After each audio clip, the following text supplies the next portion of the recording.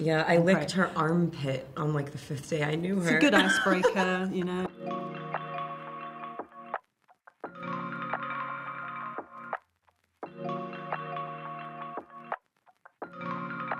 Oh my God.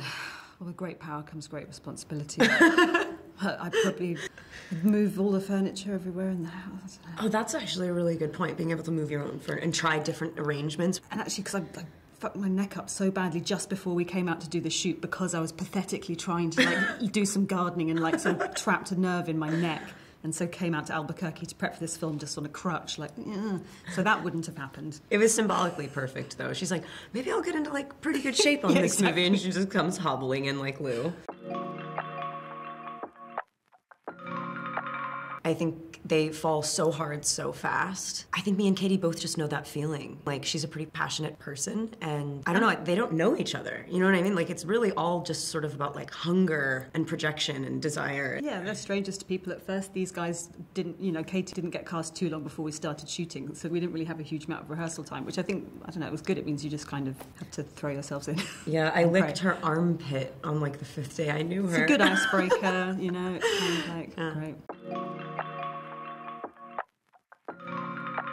In a way, yes. I think it goes in and out. Yeah, it's sort of like just like kind of like playing with and pushing against the idea that romantic love in and of itself is this ultimate aspirational thing that's going to like bring out the best in people, or the idea that following your dream and falling in love inherently is like a really worthy cause. It's like, no, these things are sort of selfish in a way, like, you know, and it's to make yourself feel good, but it does feel amazing and can bring out wonderful things. And very monstrous things, the worst things. Yeah.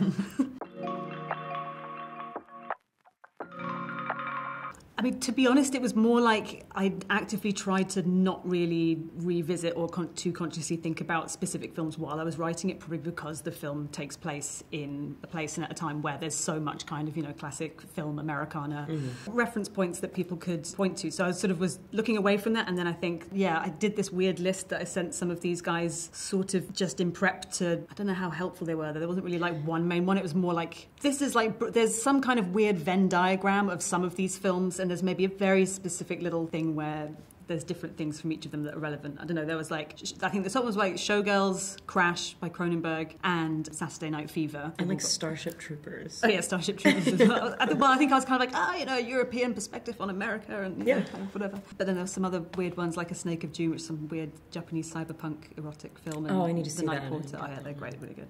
It's basically like, here's some weird stuff. Don't be afraid to take big swings, like these films. Even if I watched Showgirls only halfway through and then went, oh gosh, I realize now that I need to be bigger.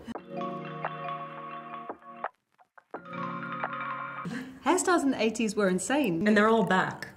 Yeah, that too, exactly. But when we were sort of trying to plan the hairstyles with Megan, our hair designer, stylist, we were looking at all these, at first I was like, oh, that's a bit too much maybe if we have a mullet here, mullet here. And then you look at all the photos, it's like, well, it was a very popular haircut. It's fun to give people cool hair.